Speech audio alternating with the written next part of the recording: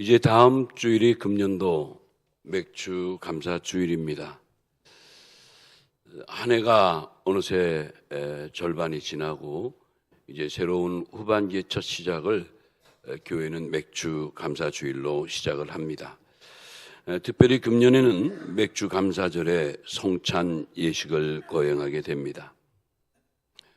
그래서 일주일을 앞두고 은혜 충만하고 거룩한 성찬 예식을 좀 더 준비하는 마음을 가지고 한 주를 대비하자라는 의미에서 오늘 제목을 맥주절의 성찬 예식이라는 제목으로 함께 은혜를 나누려고 합니다.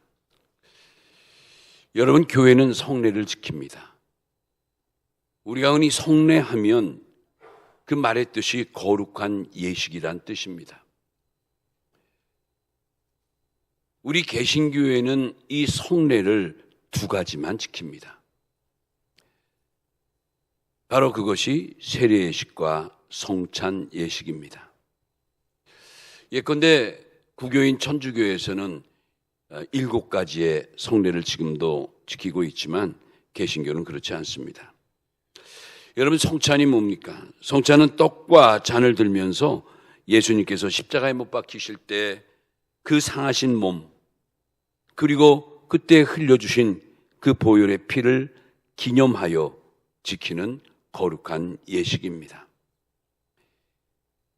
오늘 본문이 담긴 고린도전서 11장 20절에 보면 이 성찬을 가리켜서 주의 만찬 이렇게도 표현을 합니다.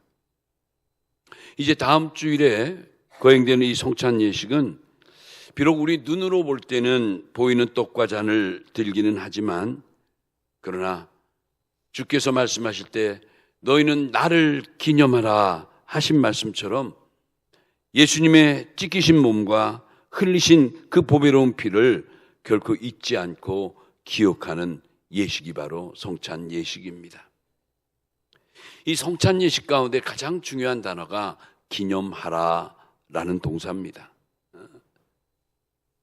사랑하는 여러분, 이 기념하라는 그 말의 원어에 보니까 우린 그저 기념하는 것이 기억하고 되새기고 이런 단순한 단어로 생각하지만 성경이 말씀하는 이 기념하라는 단어는 굉장히 강력한 단어입니다.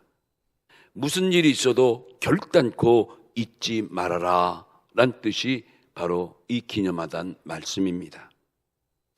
바라기는 너무나 거룩하고 또 송구하고 소망이 넘치는 이 의미 있는 예식, 성찬 예식을 이제 후반기의 첫 주이자 금년도 맥주 감사절에 함께 거행할 예식입니다. 자, 이런 면에서 우리가 과연 성찬 예식에 참여할 수 있는 사람은 어떤 사람일까?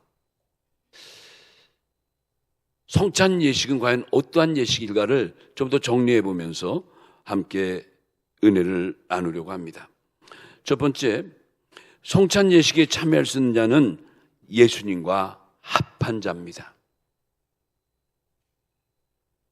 그 로마서 6장 1절로부터 5절 말씀이 세례에 관한 말씀이지만 여기에 보면 그런 말씀이 있습니다. 무릇 그리스도 예수와 합하여 세례를 받은 우리는 이렇게 시작돼요.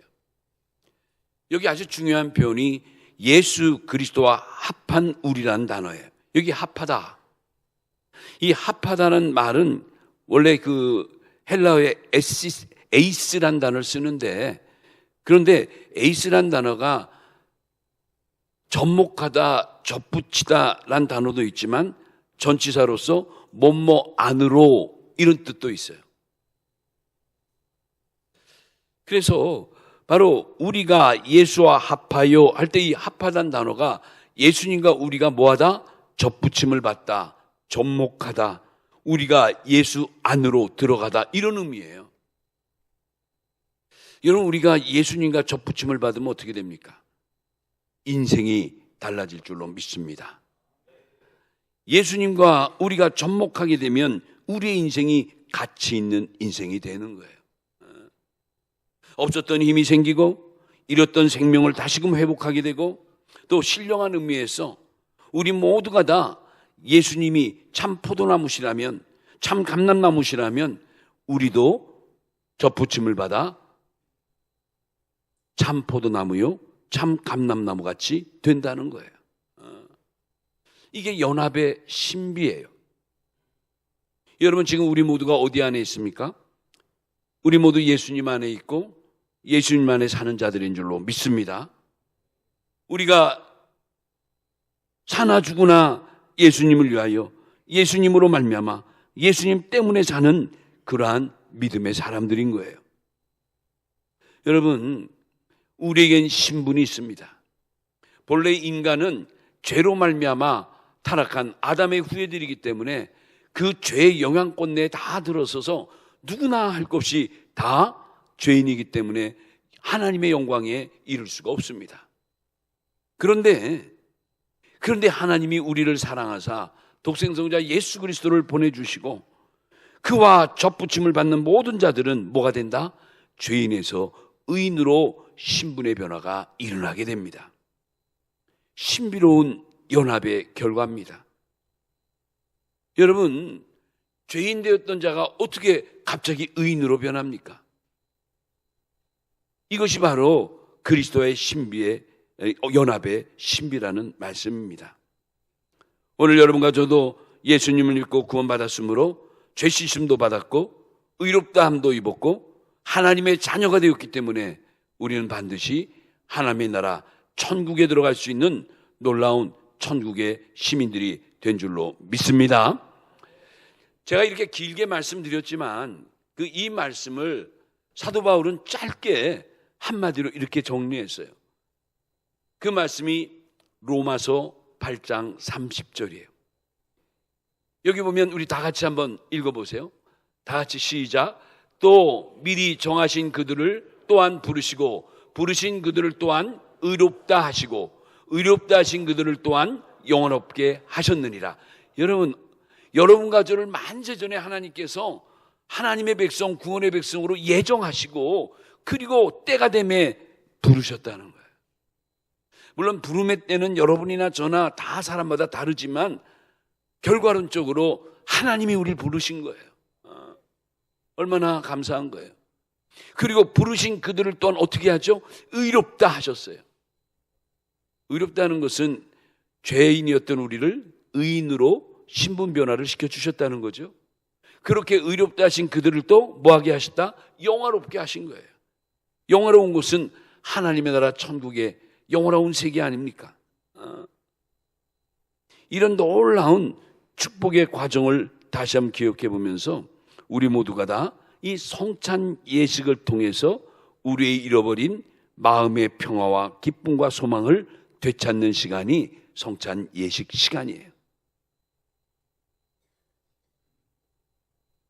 특별히 여러분 찬송가 143장에 보면은 마지막 5절에 그런 가사가 있잖아요.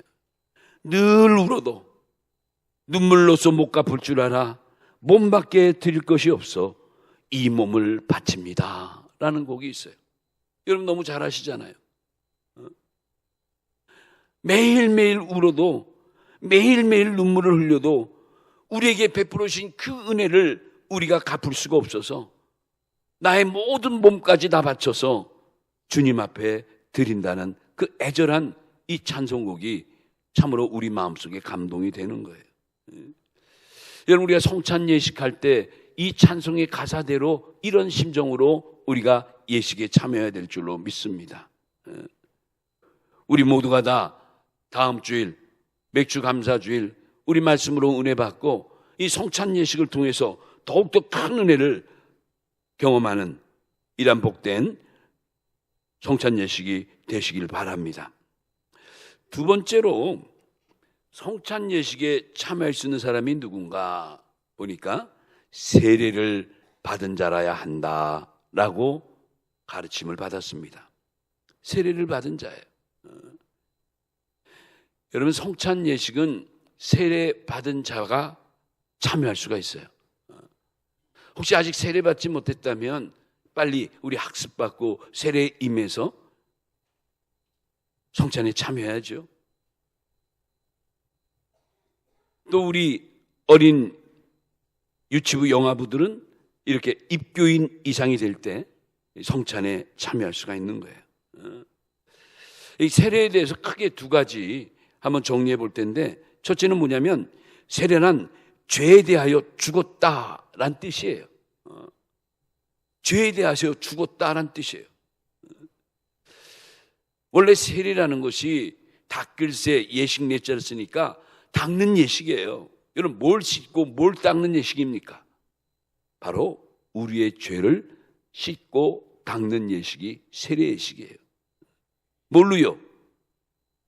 바로 우리 구주 예수 그리스도의 보혈의 피로 말미암아 우리의 모든 죄를 깨끗이 씻고 그리고 사함 받는 그 예식의 결정적인 순간이 성찬 예식이라는 거예요. 그 로마서 6장 2절에 보면 이런 말씀하죠. 세례에 대한 말씀하면서 죄에 대하여 죽은 우리라는 표현을 해요. 여러분과 저는 이미 죄에 대해서 죽었다는 거예요.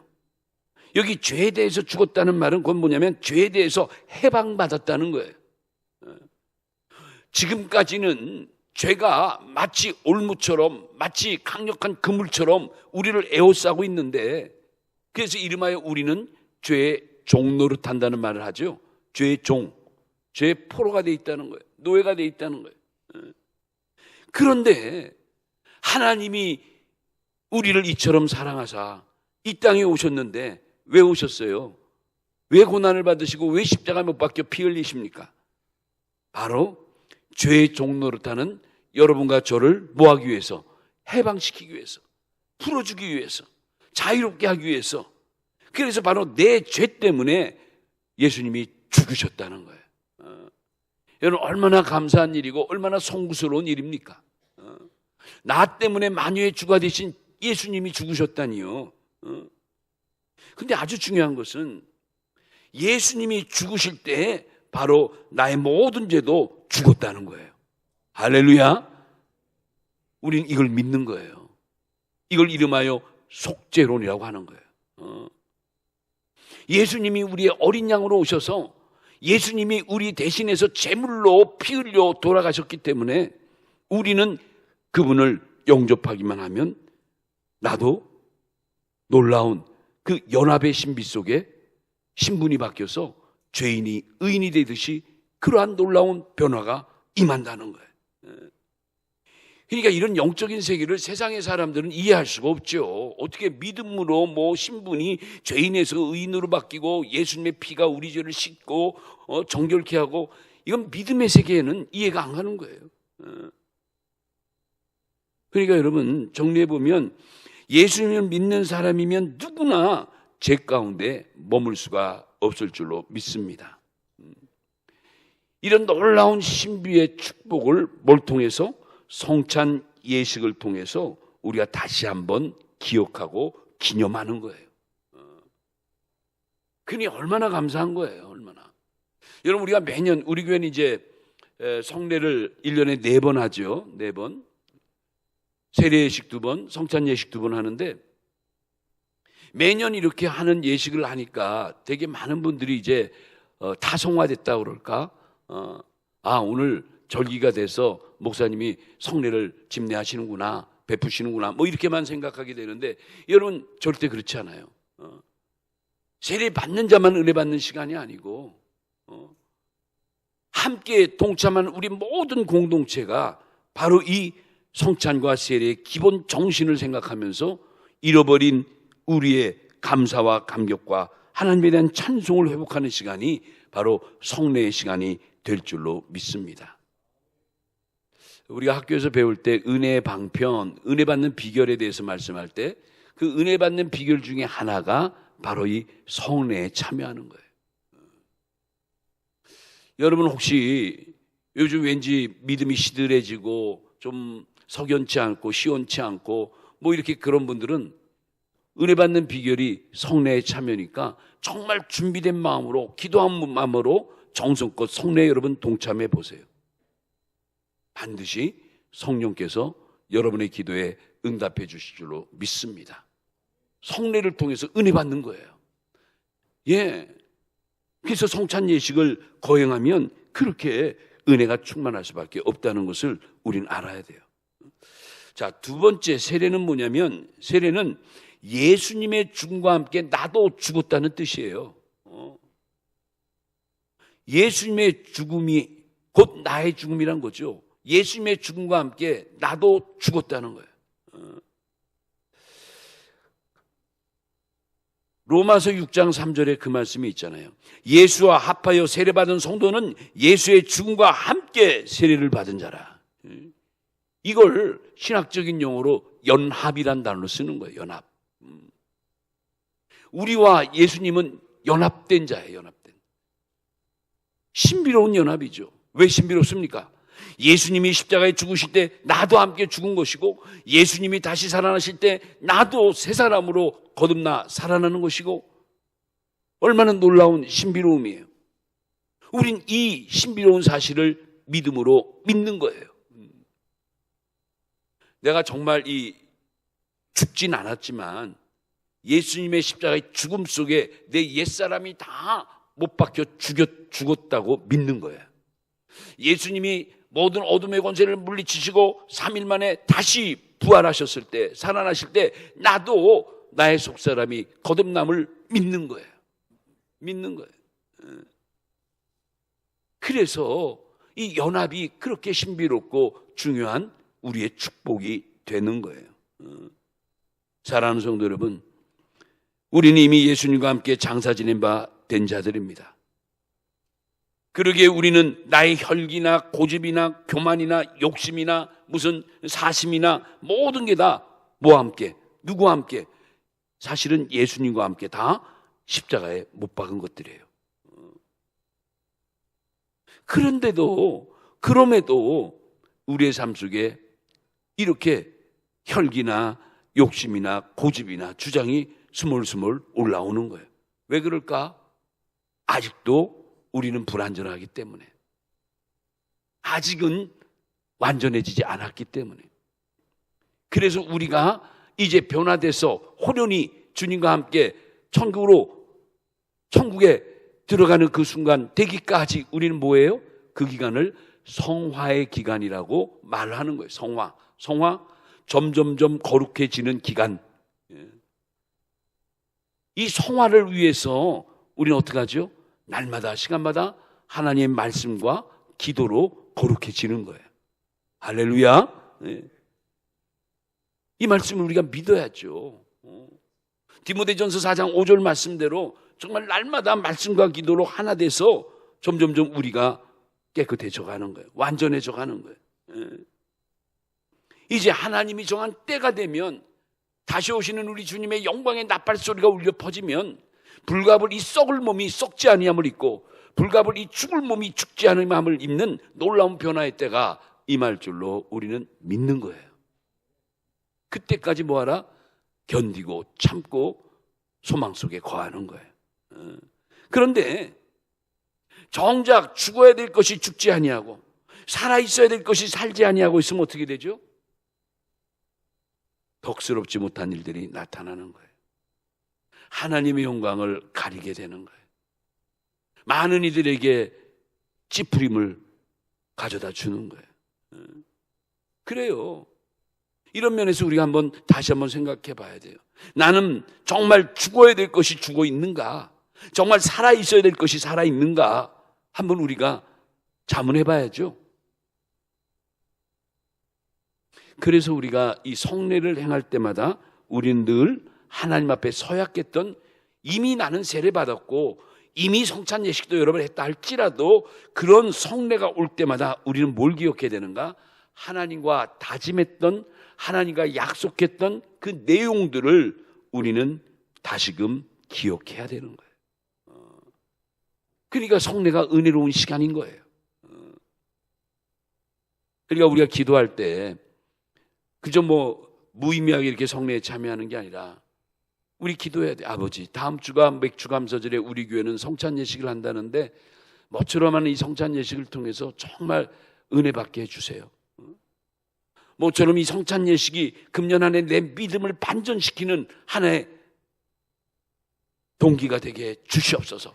여러분 그렇게 기도하셔야 돼요. 반드시 우리의 기도를 들어 응답해 주실 줄로 믿습니다. 여러분 그런 믿음으로 이 한 주간 성찬을 준비하자고 지금 설교하는 거예요. 마지막 세 번째 세례의 의미는 뭐냐면, 세례는 예수님의 부활에 동참했다는 뜻이에요. 나도 예수님의 부활에 동참했다.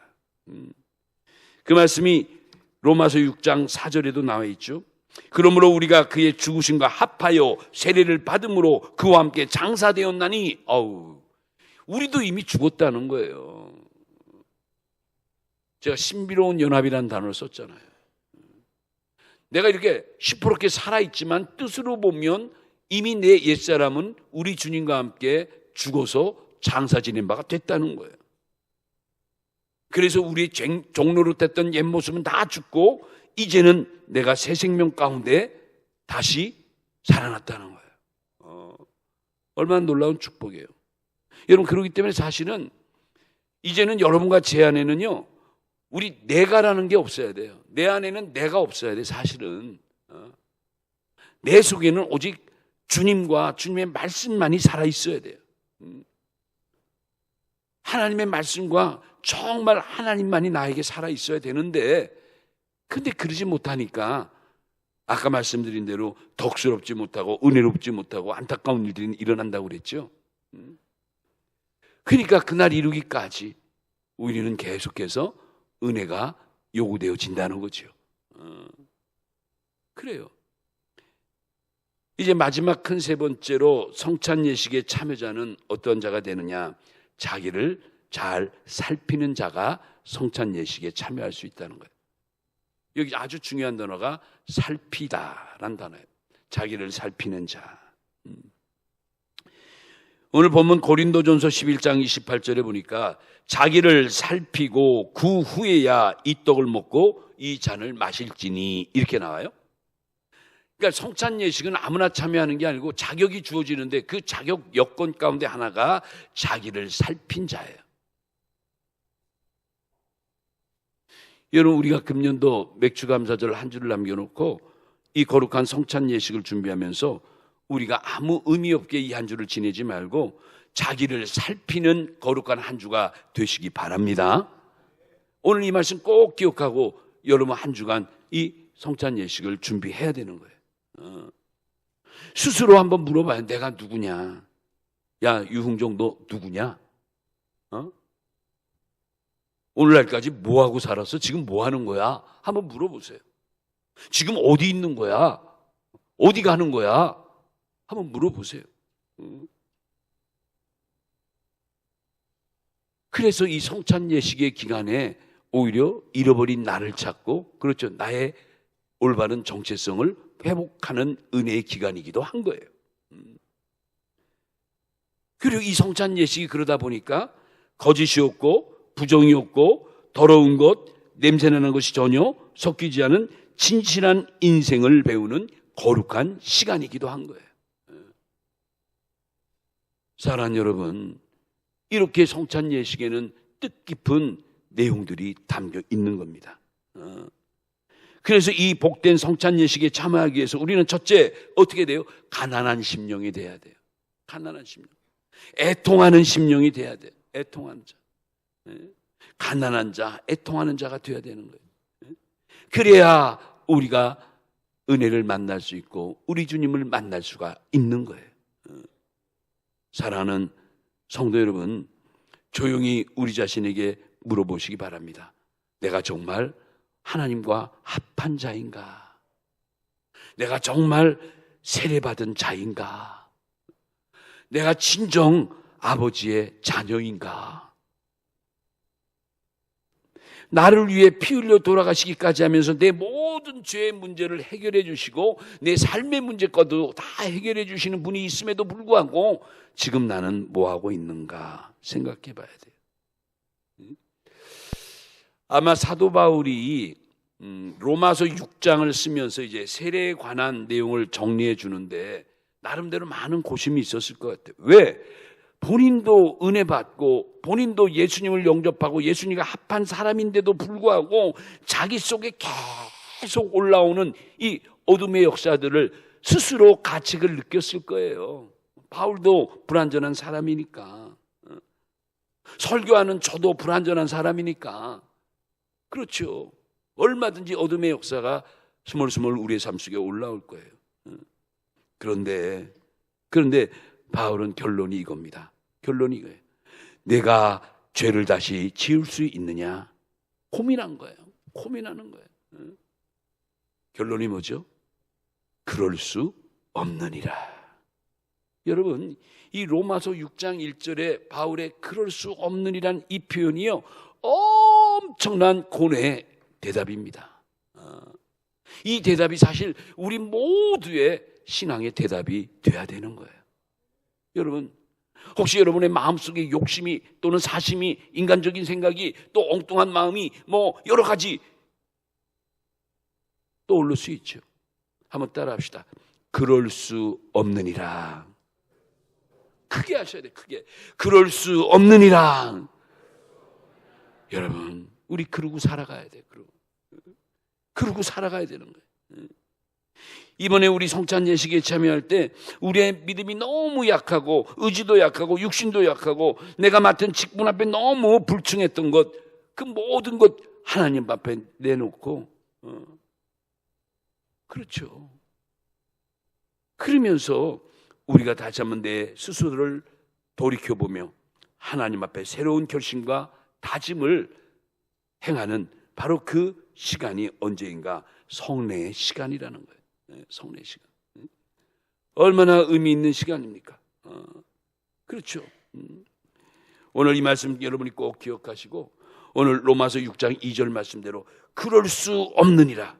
2절이에요. 2절. 그럴 수 없느니라 말이에요.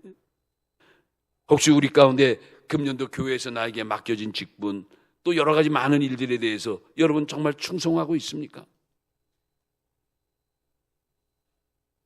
여러 가지 인유로 인해서 내게 주신 일에 대해서 내가 이렇게 불충하고 있었을 때 스스로 답해야 돼요.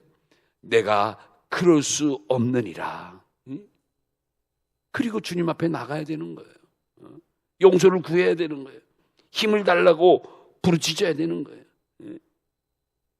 내게 주신 모든 그러한 직분도 그렇고 나의 신앙의 삶이, 기도의 삶이, 전도의 삶이, 또 헌신의 삶이 과연 내가 병들어 있진 않는지 말이죠. 하나님이 주신 모든 것 중에 10분의 1을 온전히 드리는 11조의 삶을 내가 살아가고 있는지, 절기의 헌금을 드리는지, 교회가 어떻게 되는지, 교회에 내가 관심을 갖고 있는지 돌이켜봐야 된다는. 그럴 수 없느니라 말이에요. 너무 무심한 거 아닙니까? 솔직히 너무 인색한 것도 아닙니까? 이웃에 대한 관심, 교회에 대한 관심, 말씀에 대한 관심, 영적인 세계에 대한 관심, 여러분 너무너무 무심한 거 아닙니까? 이런 것들을 적어도 언제요? 성례의 시간에, 특별히 성찬 예식 시간에 나를 살피라는 거예요. 그래서 그 성찬 예식에 참여하는 그 자격이 뭐라고 그랬죠? 자기를 살핀 자가 참여할 수 있다는 거예요. 그 요한계시록 3장에 보면 이제 소아시아 7교회에 대한 말씀이 나오죠. 지금의 저 터키에 있는 소아시아 7교회들 중에 가장 그 규모도 크고 경제적으로도 풍성하고 모든 여건이 좀 부족함이 없었던 교회 중에 하나가 라오디게아 교회라는 교회가 그런 교회예요. 왜냐하면 그 지역 자체가 여러 가지 면에서 풍성한 거예요. 또 이 라오디게아라는 도시에는 물이 좋고 특별히 안약이 그 당시부터 세계적으로 유명한 유명세를 탔던 거예요. 라오디게아에서 나오는 안약은 세계적인 안약이에요. 모르겠어요. 그때 그 곳의 물의 성분이 뭔지 몰라도 어쨌든 오래전부터 안약이 유명했고 또 무역이 성창하고 뭐 여러 가지 면에서 어느 도시보다도 물질이 풍성하고 그런 교회였죠. 그들은 늘 얘기합니다. 우리는 부자요, 부유하기 때문에 부족함이 없는 교회라고. 아주 뭐 그게 자랑이에요. 뭐 부족함이 없이 갖춰놨나 보죠. 뭐 자랑할 만한 뭐 대단한 뭘 갖췄나 보죠. 그런데 정작 그들의 그 자랑에 대해서 예수님은 말씀합니다. 뭐? 너가 부자고 네가 부유하고 전혀 부족함이 없다고? 내가 볼 때는 너가 세상에 가장 가난한 자고, 너야말로 가장 벌거벗은 자고, 너야말로 가장 곤고하고 가련한 자라. 야, 예수님 보세요. 라오디게 교회 성도들이 외친 거에 전체를 다 뒤집어 버렸어요. 어쩌면 그렇게. 너 부자야? 아니야. 너 제일 가난한 거 몰라? 뭐? 너 제일 잘해? 제일 정확해? 아니야. 너가 제일 모르고 있어. 다 뒤집으셨어요. 다 뒤집어. 이 말씀이 계시록 3장 17절에 있다니까요. 이건 무슨 말이죠? 누구의 말대로 네 자신을 알라, 그 뜻이에요. 네 자신을 살피라, 네 실적을 제대로 알아라, 그 뜻이에요. 그러니까 이 성찬 예식에 참여하는 자격자를 논할 때도 보니까 자기를 살피는 자가 예식에 참여해야 된다는 것을 성경 그래서 강조하는 거예요. 아무나 아무 의미 없이 그냥 오늘 성찬 예식이니까 그냥 주니까 떡 먹고 주니까 마시고 뭐 그런 게 무슨 의미가 있어요? 그래서는 안 된다는 거죠. 바라기는 우리 모두가 이 의미 있는 성찬 예식을 준비하면서 정말 회개할 거 회개하고, 조금 전에 말씀드렸죠. 나에게 있어야 될 것이 과연 있는가? 내게 없어야 될 것이 정말 없어졌는가? 이게 중요하다고 그랬잖아요. 이게 그냥 뒤범벅이 되고 그냥 곤죽이 돼가지고 없을 게 있고 있을 게 없고 막 이래버리면 여러분 그게 뭐예요? 그런 자는 성찬 예식에 참여하지 말라, 그 뜻이에요. 그러니까 오늘부터 우리는 다음 주에 있을 성찬 예식을 위해서 회개하고 마음을 깨끗하게 해야겠죠.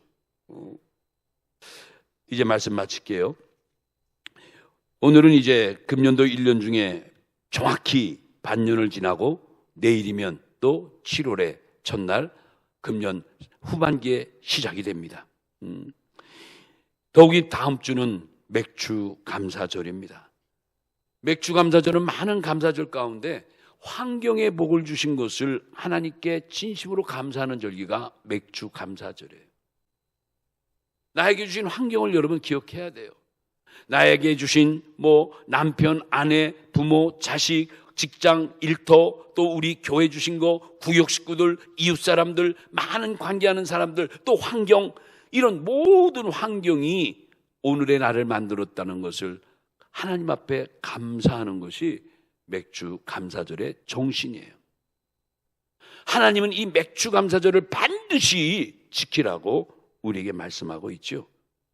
우리 모두가 다 이런 마음, 이런 가르침을 갖고 다음 주에 빠지지 말고 온 성도가 다 함께 나와서 은혜 받고 특별히 성찬 예식에 참여해서 다시 한번 뜨거운 믿음과 또 하늘의 능력과 메마른 심령이 뜨거워지는 복된 회복의 역사가 일어나야 될 줄로 믿습니다.